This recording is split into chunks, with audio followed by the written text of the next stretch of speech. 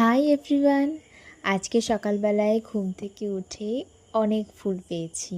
যেদিন ফুল ফোটে তো ভোরে ভোরে ফোটে, আর যেদিন ফোটে না তো অনেকই কম ফোটে। আর আজকে হচ্ছে শ্রাবণ মাসের প্রথম সোমবার, তাই বাবা ভোলানাথকে পুজো করব।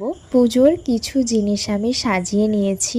আমি সেরকম নিয়ম জানি না, যেটুকানি পারবো আমি মন থেকেই করার চেষ্টা করব। সবার প্রথমে বাবা মহাদেবকে পঞ্চামৃত দিয়ে স্নান করিয়ে নিয়েছি, আর এরপর সমস্ত ফুল দিয়ে আমি সাজিয়ে দিয়েছি। সাদা ফুল, নীল ফুল, বাবা মহাদেবের পছন্দের কিছু ফুল দিয়ে আমি তাকে সাজিয়ে দিয়েছি। আর এছাড়াও আমি পুরো আসনটাকেও সাজিয়ে দিয়েছি, সমস্ত ঠাকুরকে পুজো করে নিয়েছি। আর তোমরাই দেখো, সমস্ত আসনে আমি ফুল ভরে ভরে সাজিয়ে দেওয়ার পরও আজকে ছাদের থেকে আমি আরও এক সাজি ফুল পেয়েছি, সেগুলোকে রেখে দিলাম, ওগুলো মা পুজোতে দিয়ে দেবে। তারপর আমি যেহেতু সকাল থেকে কিছু না খেয়েছিলাম, তাই আমি দুটো রুটি, বেগুন ভাজা, তার সাথে শশা নিয়েছিলাম। দুপুরবেলার খাবারটা স্কিপ হয়ে যাবে, আমি একটা কাজে বেরিয়েছিলাম, তার জন্য দুপুরবেলায় খেতে পারবো না, একেবারে ভারী কিছু খেয়ে বেরিয়ে পড়েছিলাম।